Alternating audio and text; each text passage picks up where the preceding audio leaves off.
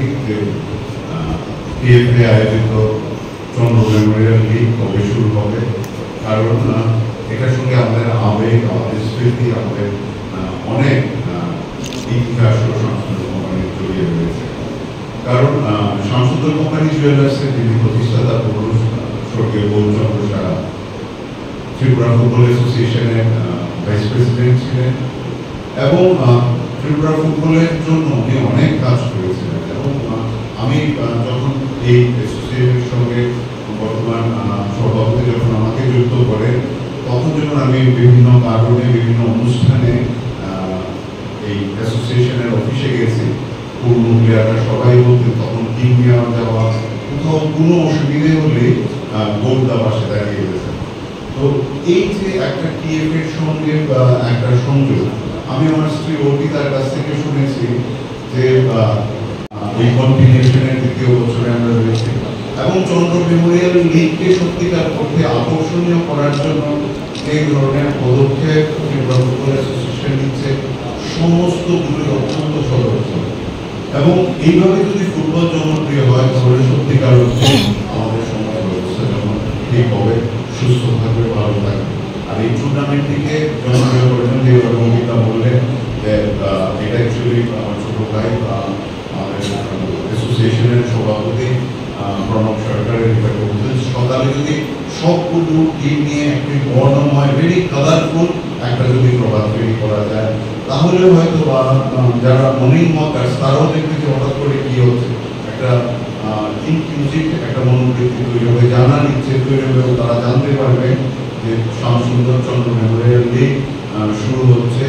এবং তখন উনি যদি অনুসন্ধিসা ওনার মধ্যে জেগে ওঠে, উনি হয়তো জানতে চাইবেন কবে থেকে কারণে, এবং আমরা প্রত্যেকে কোনো না কোনো দলের প্রতি একটু আনুগত্য থাকে, একটু দুর্বলতা থাকে, আমরা সেই দলের খেলা দেখতে থাকি, সাপোর্ট করতে অবশ্যই যাব।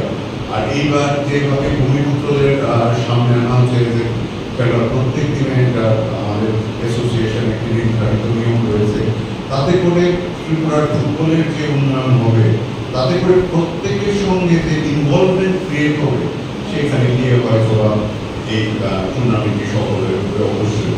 আর গতবারের মতো এই টুর্নামেন্টকে আকর্ষণীয় করতে এরকম অনেকটা জানিয়েছেন প্রাইজ মানি করে তেমনি প্রত্যেক ম্যাচে ম্যান অফ দ্য ম্যাচ এবং টুর্নামেন্টের শেষে best player, best emerging player, best goalkeeper, highest scorer, best referee, এই ধরনের প্রাইজগুলো কিন্তু গতবারের মতো এইবারও দেওয়া হবে। তাদেরকে একটা প্রাইজ মানি এবং একটা মেমেন্টো যেরকম গতবার দেওয়া হয়েছে, গতবার যা যা হয়েছে প্রত্যেকটা জিনিস একই রকম হবে।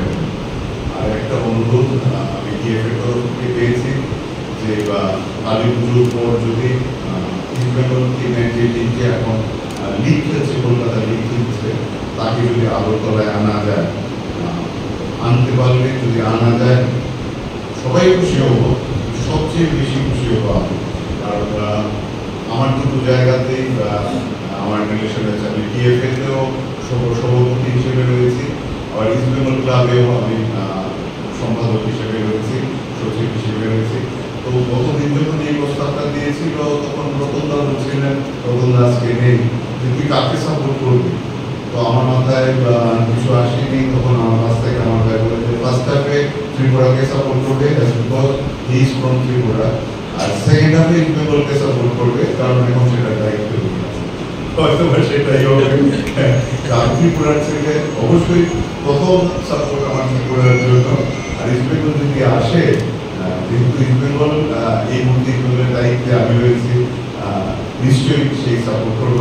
তবে হয়তো বা সাইলেন্ট থাকবো, কেউ গোল করলে উচ্ছ্বাস দেখাবো না, সেটাই হয়তো হবে। কারণ ত্রিপুরা গোলগুলো উচ্ছ্বাস দেখালে কলকাতাতে মান পাবো, আর ইস্টবেঙ্গল গোল করলে যদি এইখানে উচ্ছ্বাস দেখা এই শহরে আমি কি করে থাকবো। দুটো দলই আমার দল। আর আপনারা সবাই মিলে এই টুর্নামেন্টে প্লিজ অংশগ্রহণ করুন। আপনারা যদি প্রত্যেকে আসেন, আমি আমাদের ত্রিপুরার মিডিয়া বন্ধুদের মাধ্যমে ত্রিপুরাবাসীকে জানাতে চাই, সবাই মাঠে আসুন, ফুটবলকে আবার জনপ্রিয় করে রাখুন এবং ফুটবলের জনপ্রিয়তার মধ্য দিয়েই কিন্তু আমাদের সমাজের সুস্থতা রক্ষিত হবে। স্বামীজি বলেছিলেন যে এটা অন্য প্রেক্ষিতে বলেছিলেন, আমি অন্য প্রেক্ষিতে বলছি যে টিকা পড়ার চেয়ে কোনো ক্ষেত্রে হয়তো ফুটবল খেলা ভালো। সো ফুটবল খেললে আমাদের শরীর ঠিক থাকবে, আর সুস্থ শরীর সুস্থ মনের ধারক পাবে।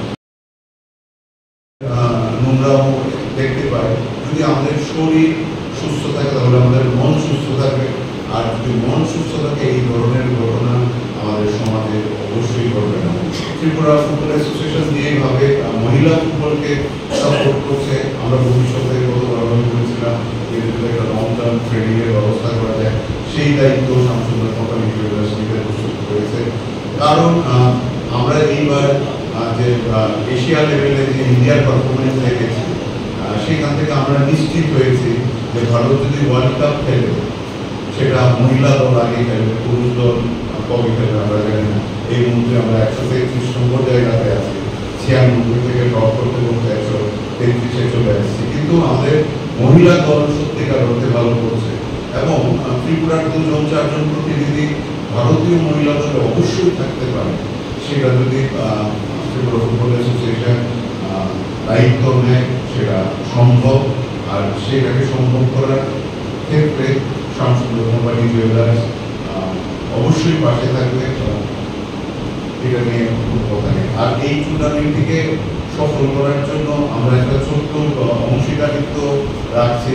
আমি শামসুল্লাহ কোম্পানি জুয়েলার্সের তরফ থেকে যারা রয়েছে তাদেরকে বলবো, যদি সেই আমাদের অংশগ্রহণের একটা ছোট্ট লিগ চলাকালীন সময় প্রত্যেক দিন বিকেল 4টের সময় যে সময় খেলা শুরু হতো, তখন ওই মাঠের একটা নির্দিষ্ট জায়গায় গিয়ে বসে খেলা হয়।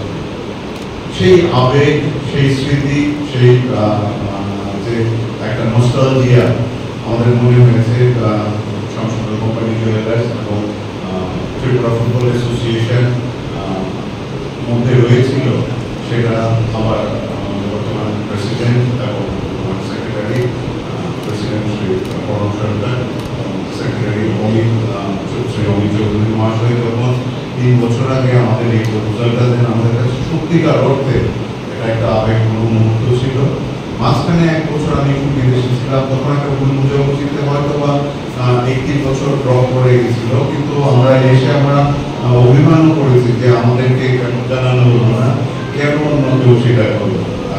এবং তখনই ঠিক হয়েছিল নেক্সট 3 ইয়ার্স টিম যেগুলি আছে এডুকেশন তারা সবাই অংশগ্রহণ করবে, এবং চন্দ্রমোহন মেমোরিয়াল ফুটবল লিগকে সুন্দরভাবে সংগঠিত করার জন্য শ্যামসুন্দর জুয়েলার এগিয়ে এসেছেন। তার জন্য আমি ফুটবল অ্যাসোসিয়েশনের পক্ষ থেকে ওনাদেরকে কৃতজ্ঞতা এবং ধন্যবাদ জানাচ্ছি।